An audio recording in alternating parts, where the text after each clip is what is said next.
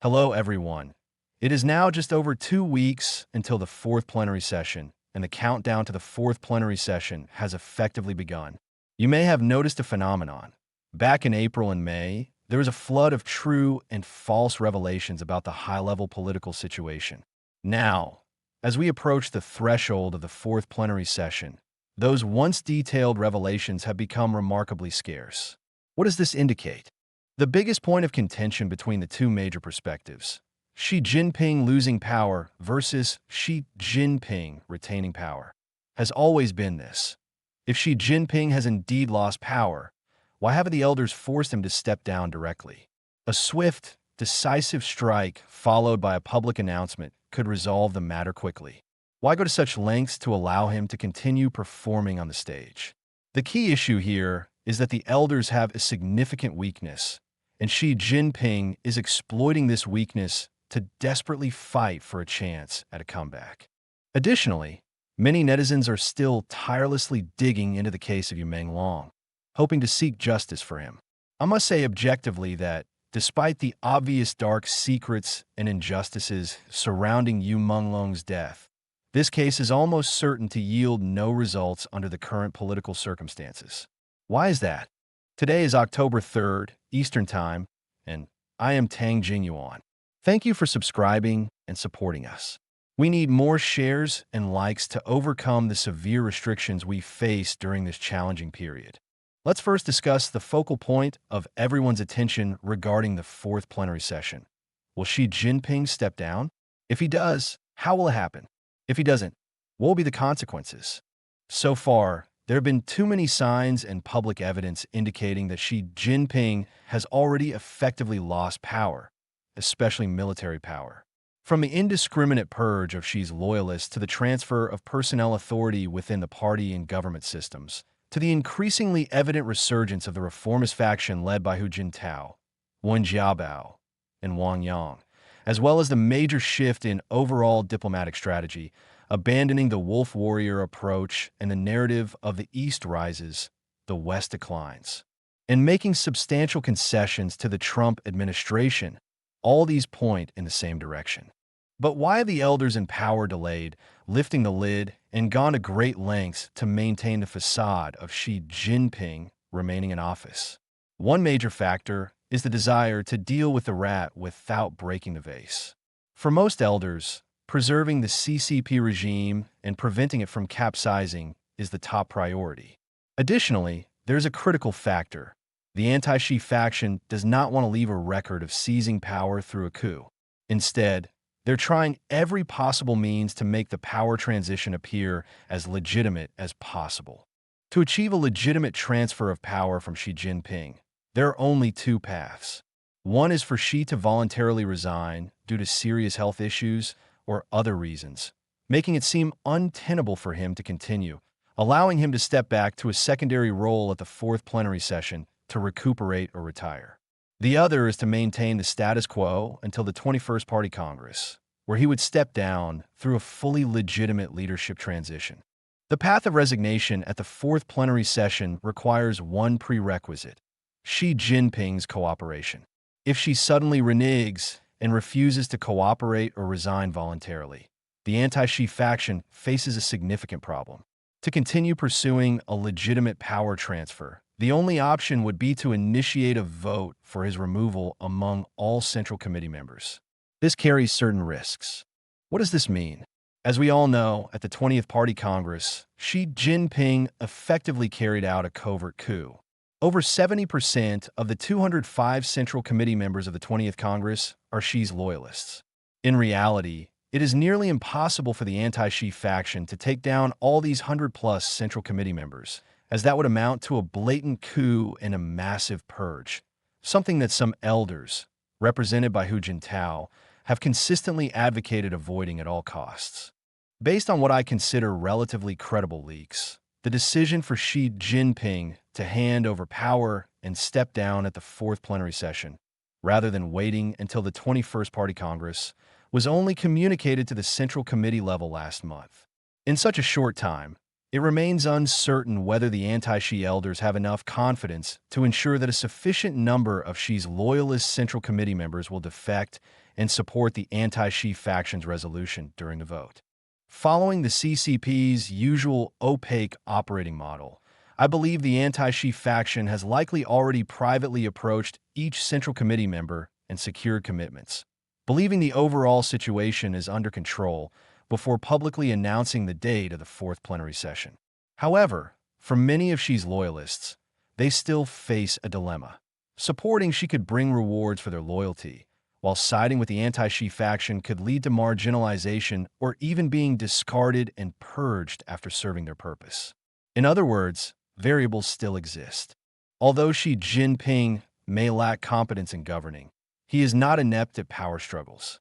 He has fully exploited a major flaw in the anti-Xi faction: their determination to oust him through legitimate means without bloodshed while preserving the party. Forcing his removal would require following internal party procedures, and within these procedures lies Xi Jinping's potential opportunity for a desperate counterattack. This opportunity may seem small, but even a small chance is still a chance, and no one can guarantee with absolute certainty that no unexpected disruptions will occur. For example, if Hu Jintao were to suddenly pass away, or if Xi Jinping resorted to extreme measures like successfully assassinating a key elder, these theoretical risks and uncontrollable factors exist. Just like Xi Jinping himself, who could have predicted that the once fully in control Xi would suffer a stroke and collapse at the third plenary session, triggering a dramatic reversal? Such events have happened in the past, so who can absolutely guarantee they won't happen again in the future? Returning to our earlier focus, the most foolproof way to ensure Xi Jinping hands over power at the fourth plenary session is to secure his absolute voluntary resignation. If Xi does not cooperate and a removal vote becomes necessary, the possibility of chaos or accidents cannot be entirely avoided. We've seen that the anti-Xi faction has only taken heavy action against key positions like the Organization Department and a few of Xi's loyalists in the Politburo and Central Committee. The purpose is twofold. First, to create a kill the chicken to scare the monkey effect, forcing the majority of Xi's loyalists to defect and support the new central leadership. Second, to avoid arresting too many people, which could cause excessive upheaval. If Xi's loyalists feel cornered with no way out, they might fight desperately, turning targeted eliminations into a large-scale conflict, something the anti-Xi elders are most eager to avoid. So, how can it be ensured that Xi Jinping voluntarily resigns and hands over power with absolute certainty? Relying solely on Xi Jinping's verbal assurances is clearly insufficient. Since taking power, Xi's character of breaking promises and discarding allies has been fully exposed. Liu Yuan made significant contributions to Xi's anti-corruption campaign, but was cast aside and forced to retire from the military. Before the 20th Party Congress, various factions had reached an agreement to share power, but Xi, relying on Zhang Youxia's military backing, changed the leadership list overnight, wiping out the Youth League faction and even publicly humiliating Hu Jintao, who had supported Xi's rise, by having him escorted out of the Congress like a helpless child. To borrow the CCP's own cherished principle of struggle, revolution is not a dinner party. Intra-party power struggles are always a life-or-death affair with no middle ground. Thus, Xi Jinping's verbal promises are entirely unreliable. To ensure with absolute certainty that Xi voluntarily resigns, the only way is to have an emergency contingency plan in case Xi reneges at the last moment and refuses to step down. This plan must ensure complete control over Xi and his key loyalists, allowing a resignation statement to be issued in Xi's name, thereby entirely bypassing the removal vote process. The only way to achieve this is to use military force to control the party, which explains the large number of military vehicles entering Beijing. In other words, while Xi Jinping's current situation is similar to that of Hua Guofeng back then, there is a significant difference. Hua Guofeng's two whatevers policy was publicly repudiated, and he had not had time to establish his ideological banner in the CCP's pantheon. Xi Jinping, however, has already secured his ideological banner through a new version of the so-called historical resolution, formally enshrining his Xi thought in the CCP's ideological temple. Under these circumstances, for the elder faction led by Hu Jintao to preserve the party, they cannot denounce or discredit Xi thought. Not only can they not criticize it, but they must outwardly continue to pay homage to it. This is the biggest leverage Xi Jinping has exploited. He holds cards in his hand, cards that the elders have willingly handed to him because of their desire to preserve the party. As we've said many times, as long as the goal is to preserve the party, the CCP's internal power transitions can never be peaceful, and the dream of perpetuating the Red Dynasty will not continue uninterrupted. This is the will of heaven. In a word, as long as the goal is to preserve the party, it is nearly impossible to avoid the recurrence of sudden incidents, and the life-and-death fate of many will remain beyond their control. The most endangered in this scenario are, first and foremost, Zhang Youxia and Liu Yuan. Zhang Youxia's current situation is extremely delicate. On one hand, he effectively controls military power, making him a decisive force that the elders heavily rely on to shape the situation. On the other hand, to preserve the party, the elders may sacrifice Zhang Youxia to mitigate potential security risks.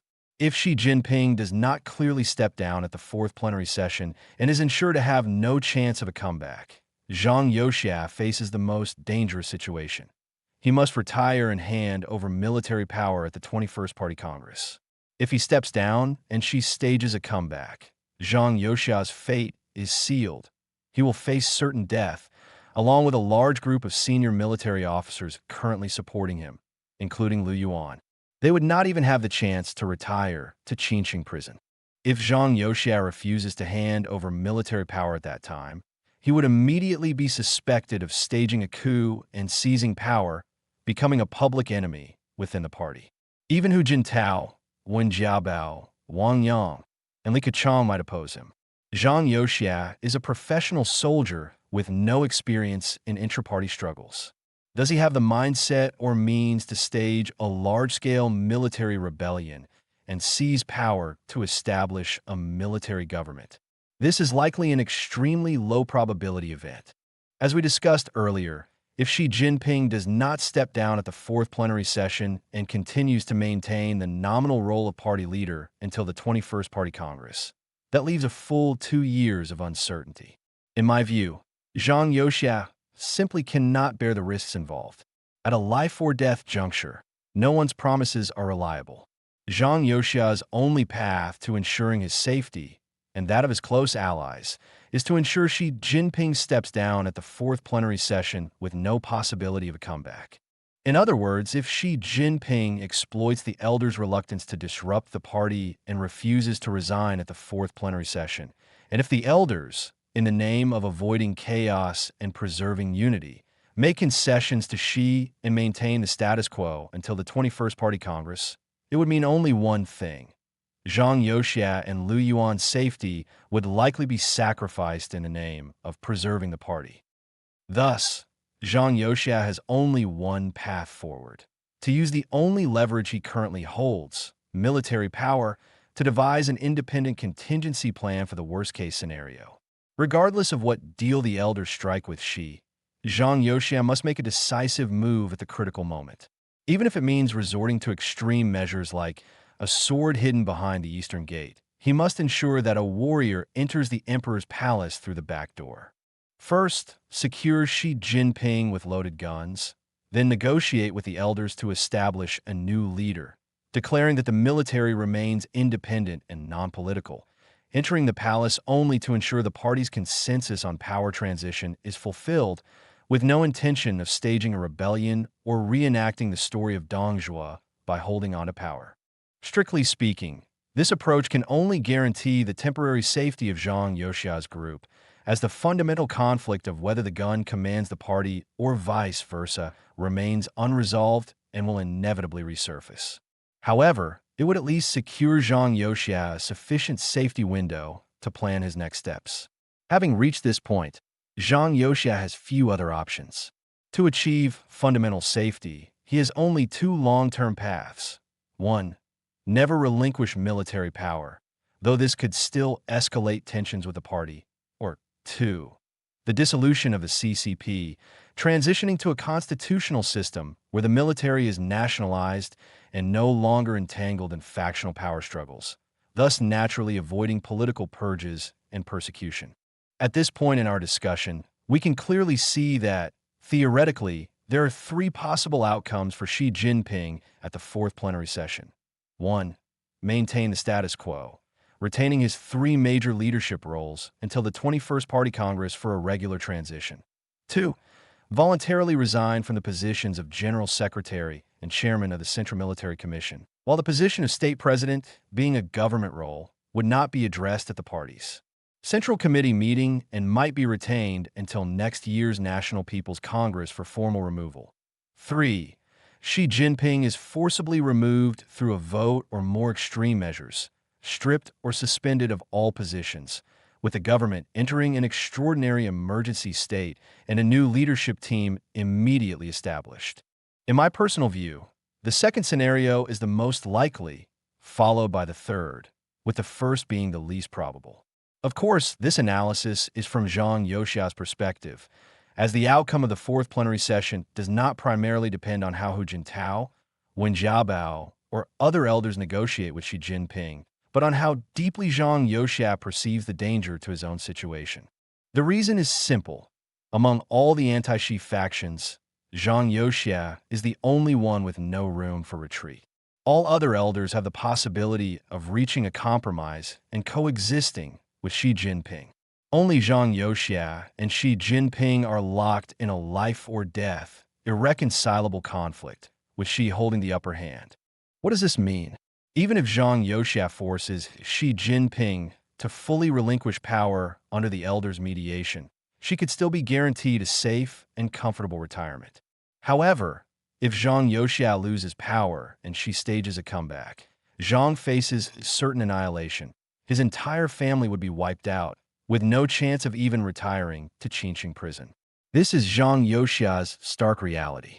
Against this backdrop of intense and treacherous intrigue, when we revisit the case of Yumeng Long, it becomes clear that no matter how much evidence netizens and the public uncover about the case's dark secrets, the authorities are almost certain to offer no response and will suppress it entirely. I'm not saying that the efforts of netizens are meaningless. These efforts are tremendously significant in exposing the evil and darkness of the CCP regime, helping many people see how terrifying this system truly is. However, in terms of the case itself, we must objectively acknowledge that it is highly unlikely to yield any results. From the chained woman case to Hu Xinyu, from the Tangshan beating case to the Luo Shuaiyu case in Hunan, which case hasn't been shrouded in dark secrets? Which case hasn't sparked nationwide outrage and public efforts to uncover the truth? Yet, all have ended without resolution. The reason is that this regime itself is a black hole of evil, existing to devour all truth in the world. Only when this regime completely collapses will the day come when all truths are revealed to the world. Perhaps, in the near future, we will witness the arrival of this historic moment.